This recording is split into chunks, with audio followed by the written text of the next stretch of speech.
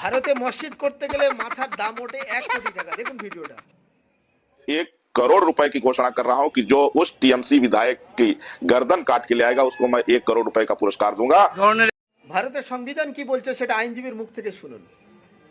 বাবা সাহেব আম্বেদকরের দেওয়া সংবিধান পরিষ্কার আমাকে পারমিট করেছে যে আমি আমার ধর্ম পালন করতে গেলে, ধর্মচারণ করতে গেলে আমি যা খুশি আমার ধর্মের যেটা প্রয়োজন আমি সেটা করতে পারি। প্রকাশ্যে মিডিয়ার সামনে বলে দিচ্ছে যে তৃণমূলের বিধায়ক হুমায়ুন কবিরের গলা কেটে নিয়ে হবে, তার জন্য আমি 1 কোটি টাকা ইনাম দেবো। আরে ওর বিরুদ্ধে আগে ও সাধু বাবা, ওর আগে ইনকাম অফ সোর্স দেখা উচিত। ওর কাছে 1 কোটি টাকা এলো কোত্থেকে?